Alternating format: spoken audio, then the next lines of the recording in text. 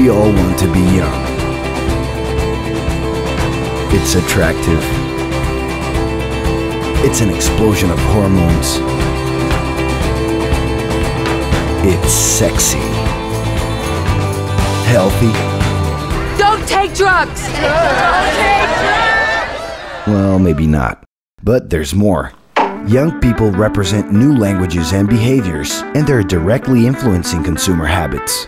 They're positioned at the top of the influence pyramid, and are aspirational to those younger than them, and inspirational to the older. Today's young generation, known as Generation Y, G, we, globalists, digital youth, millennials, whatever, is the largest in absolute numbers on a global perspective. And they have crazy buying power when compared to their parents when they were young. It's funny because this important role of the youth today has its roots precisely in the baby boomer generation. They were born in the post-World War II, in the 40s and 50s. Insecure and impatient, they pushed for big changes.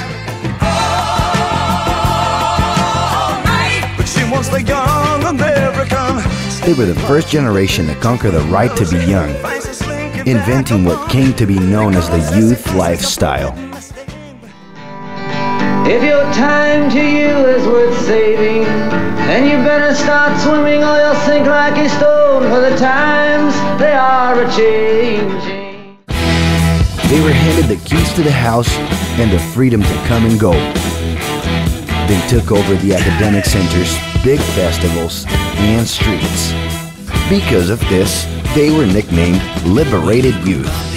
From the outside, it seemed they were a little nutty, but the talk of peace, love, free sex, and flower power stayed influencing behavior till today. And actually, all of that must have been pretty fun. And speaking of fun, we can't forget about Generation X. Born in the 60s and 70s, they enjoyed the rights conquered by the baby boomers, living a guilt-free search for pleasure. Life moves pretty fast. If you don't stop and look around once in a while, you could miss it. Uneasy and enthusiastic, they pushed for new major changes. Inside their houses, they're the bosses of their bedrooms and have taken control of their individualities.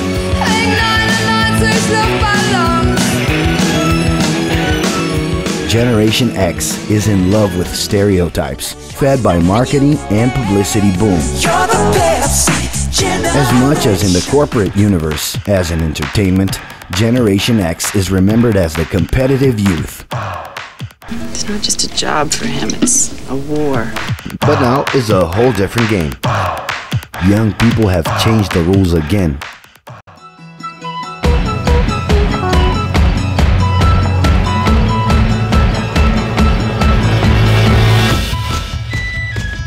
Known as the first global youth, Millennials not only have the keys to their house and their domain, they have also taken over the world. Yeah, full access to it.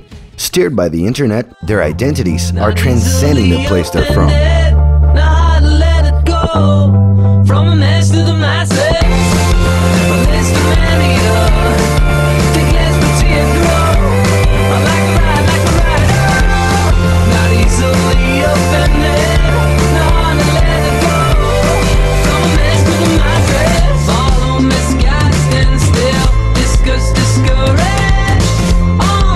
This isn't happening by pure coincidence. Globalized consumerism promotes aesthetic and behavioral connections with other youth around the world.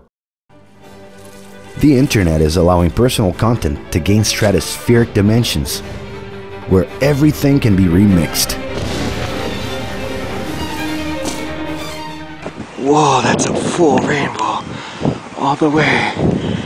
Double rainbow. Oh my God.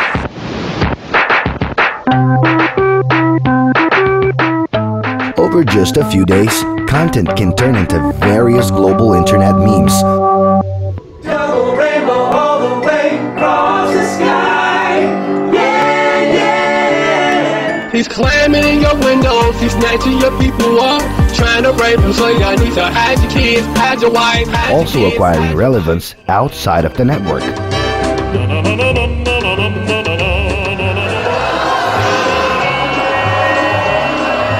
Obviously, all of this has consequences. The excess of information and possibilities is causing this young generation to have general chronic anxiety. It's getting more and more necessary for them to choose the right filters to organize their experiences with all of that content and people in their lives. The fear of being overwhelmed and lost among the crowd forces them to use hyperbolic languages to express themselves.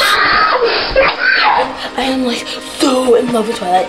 Leave Brittany alone! It's not always easy to understand what millennials are saying. That's because they've developed a non-linear way of thinking that exactly reflects the language of the internet, where an infinity of subjects can be followed at the same time. For these millennials, it is natural to start out with something and end up in somewhere else.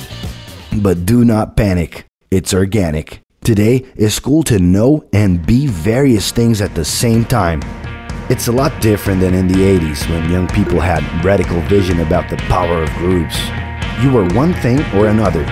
In the 90s, the power of the tribes was no longer such a cool thing to be associated with. Some started calling themselves normal in order to pass through the different groups. Today, being normal has become boring. And in spite of neutralizing differences, it is cool to express them. All the single ladies, all the single ladies, all the single ladies, all the single ladies, all the single ladies, all the single ladies, all the single ladies. It is possible to be a surfer, DJ, rocker, nerd, cinephile, designer at the same time. We're talking about the most plural youth generation in history. It is a plurality which guarantees that the young can simultaneously recognize themselves even with their personal differences. Their new extended social network has resulted in a bigger number of short-term style personal relationships.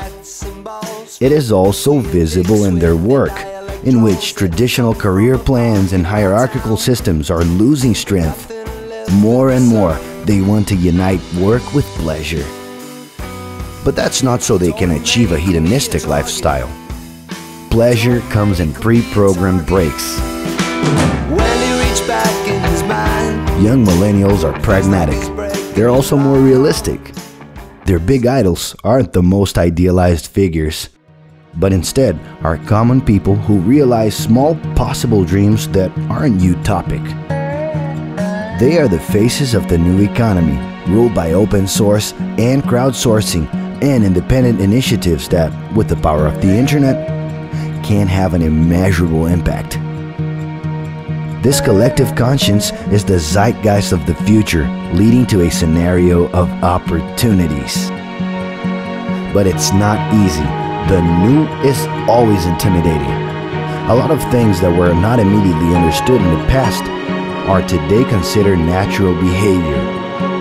You can understand and take part, or comfortably sit and follow along. In the end, to be young is sexy and fun, but it's a lot more than that. It comes with questions and big ambitions. If you think you already know enough and are at peace with your place in the world, well then congratulations, you're officially dead. More than ever before, in order to understand the world, it is necessary to understand these youths, who are the catalysts to big changes. And there's an added bonus. To understand the evolution of the world is a search that could keep us young forever.